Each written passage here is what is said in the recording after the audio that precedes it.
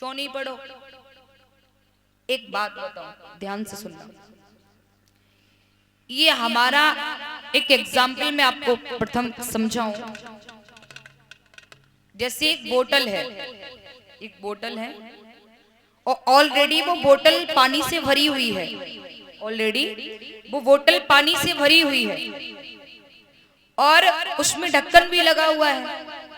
फिर आप उस बोतल को लेकर नल के तोतनी के नीचे रखिए और नल चलाइए। क्या पानी बोतल में जाएगा? क्योंकि ढक्कन लगा हुआ है। ढक्कन यानी कि अहंकार। और मैंने मान लिया कि वो ढक्कन भी मैंने खोल दिया और ऑलरेडी वो बोतल पानी से भरी हुई है। और फिर आप नल की टोटनी के नीचे रखिए, नल को चलाइए, क्या बोतल में पानी भरेगा? क्योंकि ऑलरेडी भरी हुई है वो। अब सुनिए, ये शरीर भी हमारा आपका एक बोतल की तरह है। किसकी तरह है? बोतल की तरह। और मनुष्य के अंदर एक बहुत बड़ी कमी है, ये शरीर रूपी बोतल में मनुष्य के अंदर अहंकार रूपी ढक्कन बहुत जल्दी लगता है। महाराज आप लोग रिस्पांस नहीं दे रहे हैं, बात बैठ नहीं रही है क्या? अच्छा बैठ रही है। तो हमने उस दिन भी शायद कथा के दूसरे तीसरे दिन भी बताया था कि जिस तरह से गंगा में नाव चलती है ना, और गंगा में जब नाव हिलोरे आए तो नाव भी हिलती है। हिलती है नहीं हिलती है? तो प्यारे ये प्रांगण भी इस समय गंगा है। क्या है? क्या है? रिस्पांस दिया करो, राम भलो करे। हाँ ये है गंगा। इसमें नाव है हम और आप। और इस नाव में हिलोरे कब आएंगे? जब वक्ता कोई ऐसी बात कहेगा और वो बात आपके कानों से लेकर अंदर की ओर बैठेगी जाकर के, यानी अंदर जाएगी, हृदय पे उतरेगी, तब मेरे सर हिल करके मुझे हिलोरे मिलेंगे। वाह सही बात कह रहे हैं, ये बात सत्य है ना प्यारे? तो इतना याद रखिए, ये आप गंगा में बैठे हुए हैं, ये गंगा है, उसमें नाव है, आप अपने आप को संभालिए। तो प्यारे इस मनुष्य के अंदर अहंकार रूपी ढक्कन बहुत जल्दी लग जाता है। और मैंने मान लिया कि एक प्रकार से ढक्कन भी नहीं लगा, ढक्कन भी हट गया। जैसे बोतल का ढक्कन हट गया और बोतल ऑलरेडी भरी है। अब सुनिए, वैसे ही अहंकार का मैंने समझ लिया, अहंकार का ढक्कन भी हट गया। लेकिन शरीर रूपी जो बोतल है ना, वो विकारों से भरी हुई है। विकारों से, दूसरी की निंदाओं से, ईर्ष्या द्वेष भाव से, है ना? ये विकारों से भरी हुई है। महापुरुष विद्वान आपको कितना भी प्रसाद देना चाहे, वो प्रसाद आपके अंदर उतरने वाला नहीं है।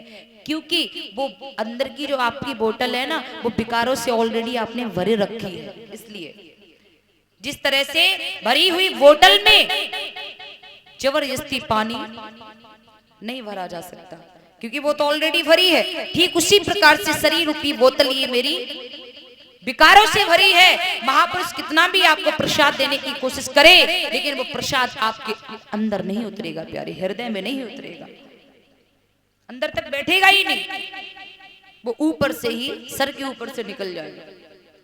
वो कहते नहीं है, बड़े बूढ़े भी कहावत कह दे भी, इधर से सुन लियो, इधर से हाँ निकल गयो। तो वही हालात होगी प्यारे। तो सती मैया के भी अहंकार का ढक्कन लग गया प्यारे। सती मैया को मन नहीं लगो। अब शाम को कथा को हम संभयो तो महादेव जी यानी भोलेनाथ जी के साथ में मैया चली। तो श्री राम जी ने सोचा कि माता के अंदर बहुत बड़ा संशय बैठा है, इसे मुझे दूर करना है। तो श्री राम जी अपनी लीलाएं करते हुए जा रहे थे। सोचा क्यों ना मैं माता के सामने से निकलूं और भोलेनाथ जी के सामने से निकलूं और लीलाओं को आगे बढ़ाऊं। तो श्री राम जी लघुभ्राता लक्ष्मण भैया मैया सीता की खोज में। लेकिन ये समय कौन सा था, जरा ध्यान से सुनो।